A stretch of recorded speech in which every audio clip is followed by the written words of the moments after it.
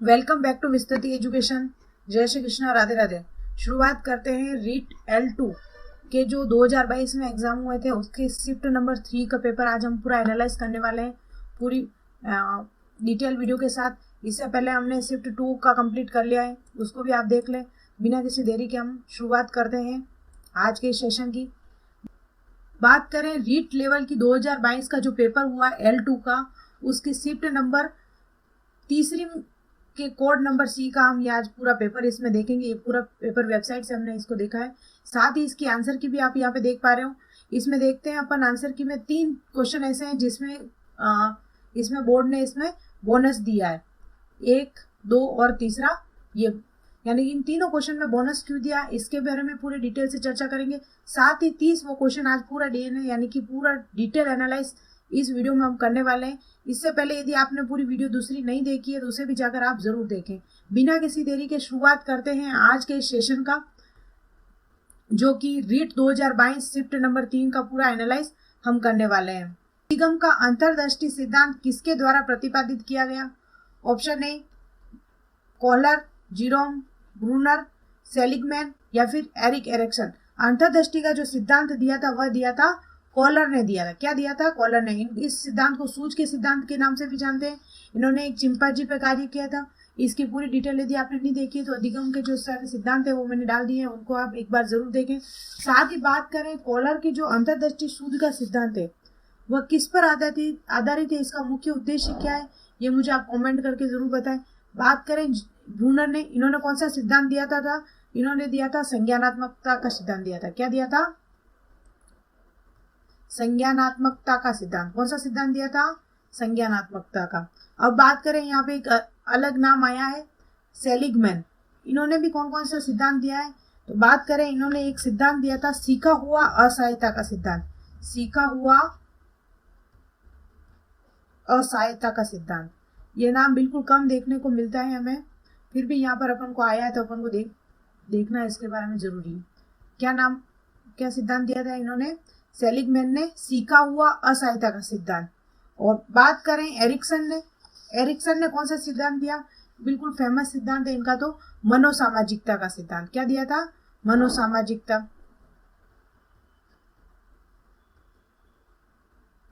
का सिद्धांत। तो यहाँ पर सबसे पहला क्वेश्चन क्या है अपना? अधिगम का अंतर्दृष्टि सिद्धांत किसने दिया था? कॉलर ने दिया था। और ब्रूनर ने कौन सा सिद्धांत दिया था? संज्ञानात्मकता का सिद्धांत। इन्होंने क्या दिया था? संज्ञानात्मकता का सिद्धांत। आपको प्रत्येक सिद्धांत के जो प्रतिपादक है उनका नाम तो याद होना ही चाहिए, साथ में उस सिद्धांत में किस पर कार्य किया है उस वैज्ञानिक ने, ये भी आपको ध्यान में होना चाहिए। ब्रूनर का संबंध किससे है? संज्ञानात्मकता का सिद्धांत से। एरिक्सन का मनोसामाजिक से। सेलिगमैन का असहायता का सिद्धांत से। कॉलर का किससे है? तो अंतर्दृष्टि का सिद्धांत। यहाँ पर जो अपन ने पहला क्वेश्चन देखा है इसका करेक्ट आंसर क्या है? कोहलर। अब बात करें सेकंड क्वेश्चन की। अधिगम के समस्या समाधान उपागम का अंतिम चरण कौन सा है? तार्किक क्रम अनुसरण, संप्रत्यय तथा नियमों का ज्ञान, निष्पादन का सत्यापन या फिर क्रियाविधि का प्रदर्शन। अधिगम का जो समस्या समाधान है इसका जो अंतिम जो चरण होता है, लास्ट में क्या होता है, उस चीज का सत्यापन करना जो अपन ने नियम बनाए हैं, या फिर जो सबसे पहले समस्या समाधान का जो चरण होता है, सबसे पहले एक परिकल्पना निर्माण की जाती है या फिर एक नियम बना लिया जाता है, उसके ऊपर सारा कार्य किया जाता है, और एंड में जो अपन ने नियम या कल्पना बनाई है उसका वेरिफिकेशन किया जाता है कि हाँ वास्तव में जो अपन ने पहले परिकल्पना की थी, जो समस्या समाधान करने के लिए उपागम अपन ने यूज किया था वो हुआ कि नहीं हुआ। इसका जो अंतिम चरण है वो क्या कहलाता है? निष्पादन का सत्यापन। यहाँ पर 2 क्वेश्चन अपन देख चुके हैं। क्वेश्चन नंबर 3, समायोजन के लिए एक युक्ति के रूप में रक्षात्मक युक्ति का प्रयोग को मौलिक रूप से किसके द्वारा प्रस्तुत किया गया? बात करें समायोजन की, यहाँ से 1 नंबर का क्वेश्चन आप मान के चलिए, समायोजन से सीधा 1 नंबर का क्वेश्चन, या फिर कहीं एग्जामिनर में 2 क्वेश्चन भी दे देता है समायोजन का। तो इसमें क्या है? रक्षात्मक युक्तियों को जो मौलिक रूप से प्रस्तुत किया था वह किया था सिगमंड फ्राइड ने। ऑप्शन बी इसमें बिल्कुल करेक्ट आंसर है। किसने दिया था? सिगमंड फ्राइड ने दिया था। क्वेश्चन बात करें, क्वेश्चन नंबर 4, निम्न में से कौन सा थॉर्नडाइक के सीखने के नियम का हिस्सा नहीं है? सीखने के नियम का कौन सा हिस्सा नहीं है? चार ऑप्शन अपन पढ़ते हैं।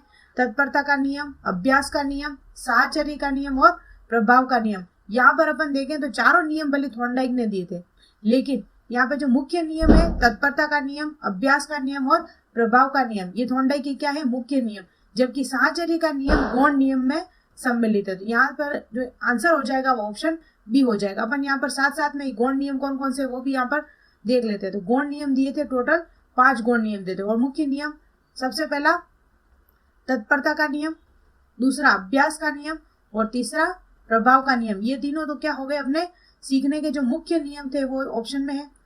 और पांचों ये कौन कौन से गौण नियम, सबसे पहले बात करें बहुअनुक्रिया, कौन सा नियम, बहुअनुक्रिया, इनको फिर बाद में अपन देख भी लेंगे। पहला बहुअनुक्रिया नियम, दूसरा मनोवर्ती का नियम, मनोवृत्ति का नियम, तीसरा आंशिक क्रिया, चौथा समानता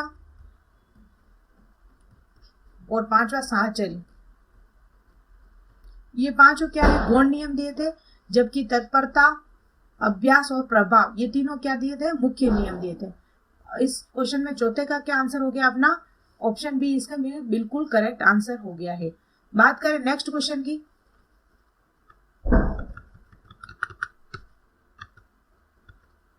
क्वेश्चन नंबर 5, निम्न में से कौन सा कक्षा में सीखने को प्रभावित करने वाला मनोवैज्ञानिक कारण है। ऑप्शन चारों देखेंगे, मनोवैज्ञानिक कारण कौन कौन से होते हैं। स्वास्थ्य, उम्र एवं जेंडर, दूसरा परिपक्वता का स्तर, अभिप्रेरणात्मक एवं संवेगात्मक अवस्था, विषय वस्तु की अर्थपूर्णता। अब इस क्वेश्चन को आप ध्यान से देखेंगे, मनोवैज्ञानिक कारण यानी कि आपके मन से संबंधित कौन सा कारक है जो सीखने को प्रभावित करता है, वो सीधा सा आंसर आ रहा है अपना ऑप्शन सी, क्योंकि अभिप्रेरणा और संवेग ये दोनों किससे संबंधित है, अपने मन से संबंधित है। क्या है, अपने मन से संबंधित है। परिपक्वता शारीरिक वस्तु से संबंधित है, ये विषय वस्तु मस्तिष्क से संबंधित है। ये सारी चीजें क्या हो गई, ये सारी शारीरिक संबंधित है। जबकि इसमें ऑप्शन सी में क्या है, अभिप्रेरणात्मक एवं संवेगात्मक अवस्था, ये किससे संबंधित है, अपने मनोवैज्ञानिक कारण से। यहाँ तो ऑप्शन क्या हो जाएगा अपना ऑप्शन सी हो जाएगा। नेक्स्ट बात करें क्वेश्चन नंबर 6 की, बात करें सूक्ष्म शिक्षण की। तो सूक्ष्म शिक्षण के बारे में आपको कुछ चीजें आपको यहाँ पर ध्यान रखनी है। सबसे पहले तो इसका जो आविष्कारक माने जाते हैं सूक्ष्म शिक्षण पर, सबसे पहले कार्य किया था एलन ने 1963 में। और भारत में किसने किया था, तो भारत में आपको नाम याद रखना है D D Tiwari, D D Tiwari, 1967 में भारत में कार्य किया जाता है इस पर। सूक्ष्म शिक्षण क्या है, तो सबसे पहले आपको ध्यान में कौशल विकास है। क्या है, कौशल विकास। और कौशल विकास किसका है, शिक्षकों का। किसका है इसमें, शिक्षकों का। शिक्षक किस तरह कक्षा शिक्षण करवाएंगे, इसके लिए कौशल विकास किया जाता है। बात करें ये एक प्रकार का शिक्षक प्रशिक्षक कौशल है। क्या है, शिक्षक प्रशिक्षक, यानी शिक्षक को प्रशिक्षण करने के लिए सूक्ष्म कौशल का प्रयोग किया जाता है। बात करें इसमें योजना, इसमें कितने चरण होते हैं, तो इसमें मुख्य रूप से अपन बात करें सबसे पहले बनाई जाती है योजना, फिर योजना का शिक्षण करवाया जाता है, प्रतिपुष्टि,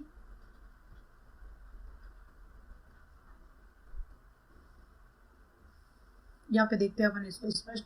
सबसे पहले बनाई जाती है योजना, योजना का किया जाता है शिक्षण,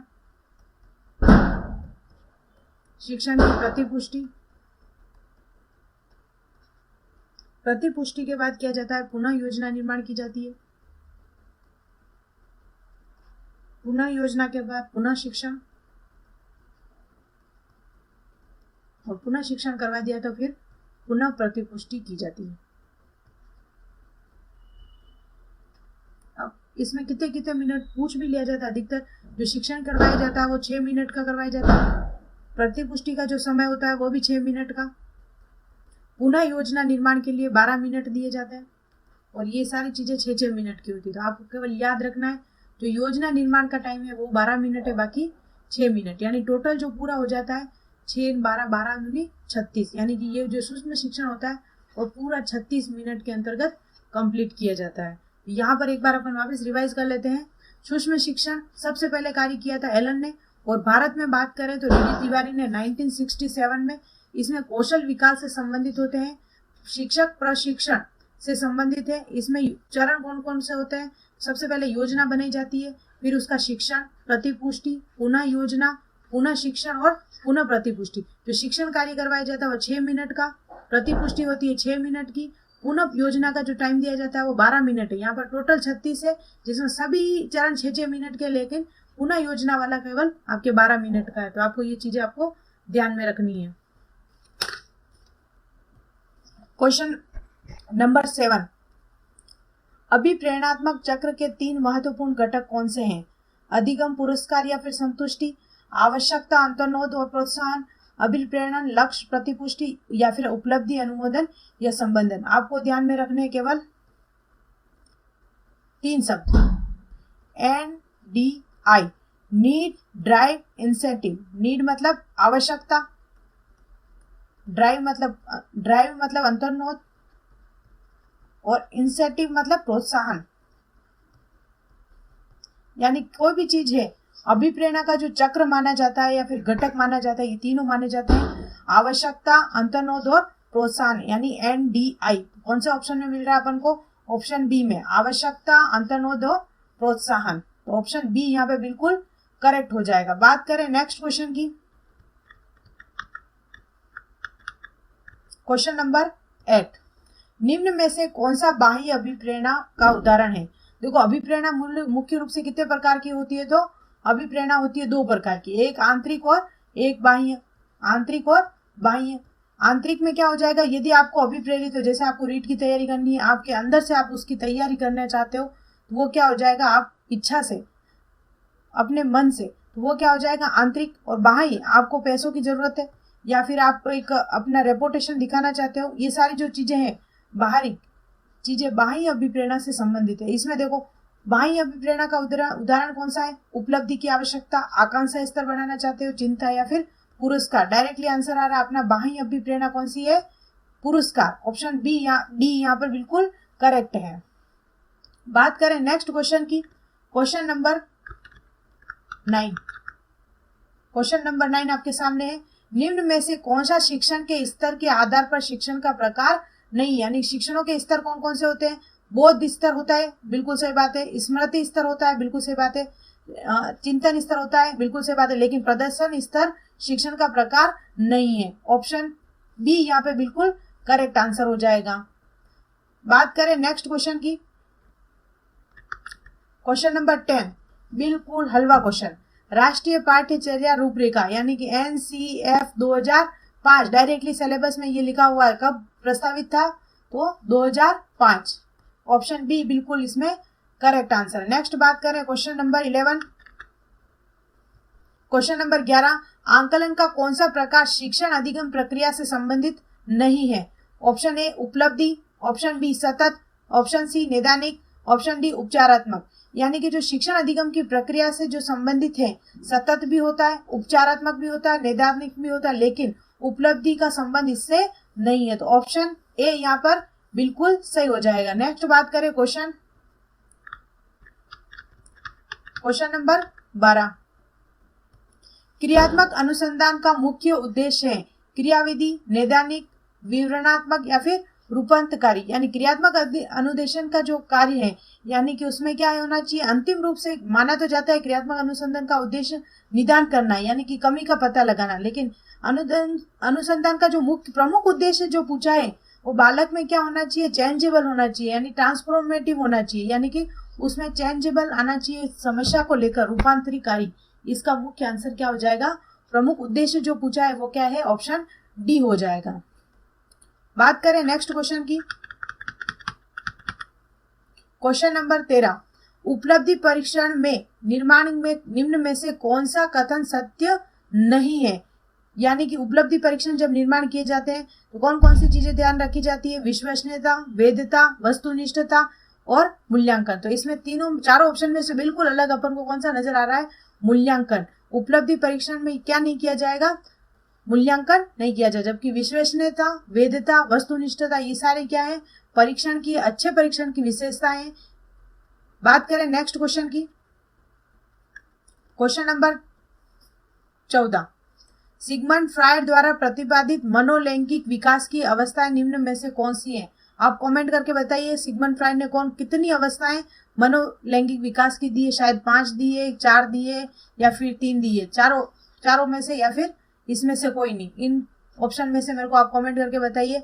फैलिक अवस्था, एनल अवस्था, लेटेंसी अवस्था, ये तीनों तो क्या है, दी है, लेकिन चौथी इंडिपस कॉम्प्लेक्स अवस्था ये नहीं दी है। तो इसमें ऑप्शन सी बिल्कुल करेक्ट आंसर हो जाएगा। बात करें नेक्स्ट क्वेश्चन की। जीन पियाजे के संज्ञानात्मक विकास के सिद्धांत में कौन सी अवधारणा संबंधित नहीं है? स्कीमा, आत्मसातीकरण, व्यवस्थापन, ये तीनों ने जीन पियाजे में इनके जो अवधारणा स्पष्ट की थी उसमें संबंधित थी, लेकिन अधिग्रहण इससे संबंधित नहीं है। ऑप्शन बी इसमें बिल्कुल करेक्ट आंसर हो जाएगा। जीन्स का जोड़ा जो विशेष गुणसूत्र पर एक विशिष्ट स्थान पर अधिग्रहित रहता है तथा समान गुणों को नियंत्रित करता है कहता है क्रायोटाइप, आरएनए, ऑटोसोम्स या फिर एलील।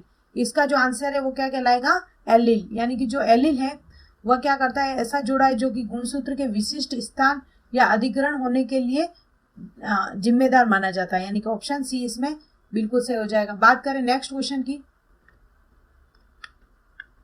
Question number 17। व्यवसाय चयन में व्यक्तित्व विभिन्नताओं को निम्न द्वारा समझाया जाता है। संज्ञानात्मक योग्यताओं में अंतर, स्वभावगत प्रवृत्तियां, सांस्कृतिक पृष्ठभूमि में अंतर, ऑप्शन डी अभिक्षमता में अंतर। तो व्यवसाय चयन में जो होती है यानी कि सबकी क्षमता अलग अलग होती है, उनको अभिक्षमता के अंतर के द्वारा समझाया जा सकता है। ऑप्शन डी इसमें बिल्कुल सही आंसर हो जाएगा। बात करें नेक्स्ट क्वेश्चन की। Question number 18। बाल विकास में वातावरण की भूमिका डैश के द्वारा सबसे सही रूप में प्रतिबिंबित होती है। स्वभावगत प्रवृत्तियां, व्यक्तित्व की प्रकृति, प्राथमिक प्रतिक्रिया के तरीके या फिर आदत निर्माण। इसमें जो ऑप्शन आ जाएगा, बाल विकास में जो वातावरण की भूमिका है वह आदत निर्माण के द्वारा प्रतिबंधित होती है। किसके द्वारा होती है, आदत निर्माण। तो ऑप्शन डी यहाँ पर बिल्कुल करेक्ट आंसर हो जाएगा। बात करें नेक्स्ट क्वेश्चन की। Question number 19। विकास के नियम के रूप में कौन सा कथन सत्य नहीं है? विकास के लिए प्रत्येक अवस्था समान रूप से महत्वपूर्ण है। विकास परिपक्वता और सीखने का परिणाम है, बिल्कुल सही बात है। विकास में व्यक्तिगत विभिन्नताएं होती है, बिल्कुल सही बात है। विकास के प्रारूप पूर्वानुमान होते हैं, बिल्कुल सही बात है। पूर्व में ही अपन अनुमान लगा सकते हैं, लेकिन विकास के लिए प्रत्येक अवस्था समान रूप से महत्वपूर्ण नहीं है। जैसे कि बाल्यावस्था है और किशोरावस्था है, इसमें विकास की जो महत्वपूर्णता अधिक थोड़ी होती है। अधिकतर माना जाता है जो बालक का जो विकास है बाल्यकाल में ही हो जाता है। तो यहाँ पर जो महत्वपूर्ण अवस्था मानी जाती है बाल्यावस्था मानी जाती है। तो समान रूप से कोई भी अवस्था समान महत्वपूर्ण नहीं हो सकती। सबकी अपनी अपनी विशेषता है, सभी की लेवल अलग है, विकास की सब में अलग टाइप का विकास होता है। तो ऑप्शन ए यहाँ पर बिल्कुल करेक्ट माना था आरपीएससी या फिर बोर्ड ने। बात करें नेक्स्ट क्वेश्चन की।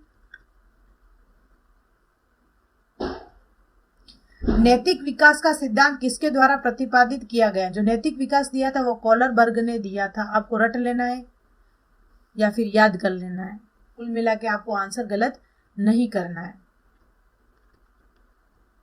नेक्स्ट क्वेश्चन की बात करें। रॉबर्ट जे स्टर्नबर्ग द्वारा बुद्धि का कौन सा सिद्धांत प्रस्तावित किया गया? ये आ गया आपका बोनस वाला क्वेश्चन। कौन सा क्वेश्चन है? बोनस दिया गया था। क्यों दिया गया था?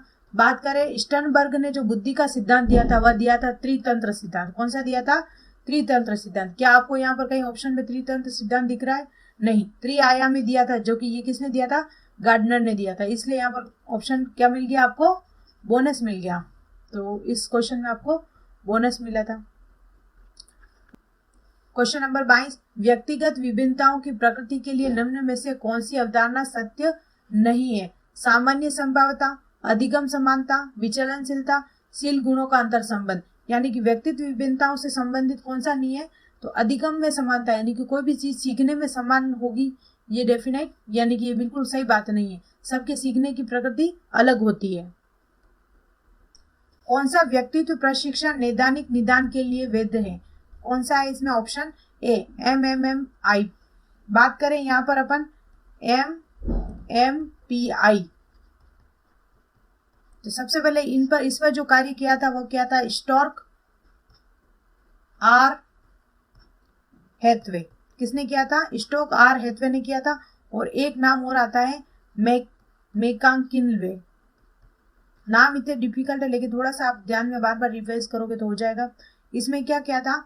इसमें व्यक्तित्व के लक्षण, किसी व्यक्ति के लक्षण और उसके मनोविकार, यानी कोई भी मनोविकृति है उसको सोल्व करने के लिए क्या बनाया गया था? ये प्रशिक्षण निर्माण किया गया था, MMNPI।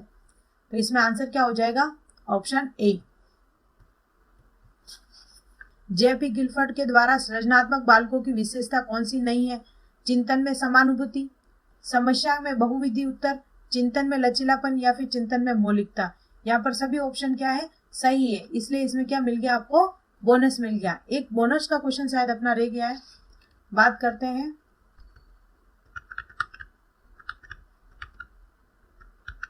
क्वेश्चन नंबर 24, ये क्वेश्चन अपना रह गया, एक बार इसको एक बार और देख लेते हैं।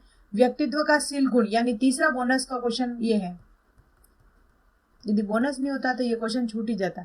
व्यक्तित्व का शील गुण सिद्धांत किसने प्रतिपादित नहीं किया है? यहाँ पर कास्टा और मेकांक, इन्होंने भी शील गुण दिए थे, केटल ने भी दिए थे, आलपोर्ट ने भी दिए थे, आईजेंक ने भी दिए थे। इन्होंने शील गुण के साथ प्रकार्य सिद्धांत भी दिए थे। पहले माना जा रहा था कि आईजेंक को भी माना जाए, लेकिन इन्होंने भी शील गुण सिद्धांत दिए थे। तो यहाँ पर क्या है? चारों ऑप्शन बिल्कुल सही है, तो नहीं वाला ऑप्शन यहाँ पर नहीं होने के कारण आपको क्या मिल जाता है? बोनस मिल जाता है। बात करें, ये अपन ने क्वेश्चन देख लिया है। क्वेश्चन नंबर 28, ट्राइसोमी 21 को कहा जाता है? तो इसका सीधा नाम दिया जाता है डाउन सिंड्रोम, यानी कि डाउन संलक्षण। तो ऑप्शन डी यहाँ पे बिल्कुल करेक्ट आंसर हो जाएगा। बात करें नेक्स्ट क्वेश्चन की, क्वेश्चन नंबर 29, प्रतिभाशाली बालकों की शिक्षा के लिए कौन सा उपाय प्रासंगिक नहीं है? पाठ्यक्रम में समृद्धि कर सकते हैं, बिल्कुल सही बात है।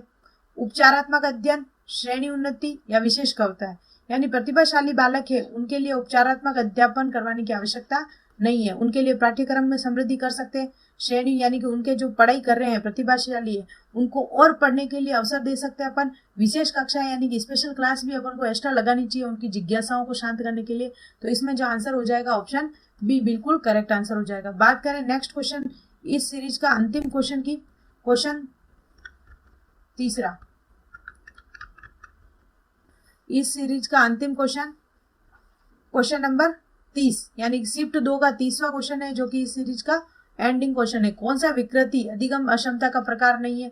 तो कैटिनिज्म, एडिटीएच, ऑटिज्म। तो इसमें जो अधिगम अक्षमता है उसका पूरा डिटेल से मैंने वो वीडियो बना रखा है, आप निश्चित तौर पे वहाँ पे 1 नंबर का आपके बेनिफिशियल हो जाएगा। एक वीडियो देखने पर आपको पूरा 1 नंबर कवर हो जाएगा।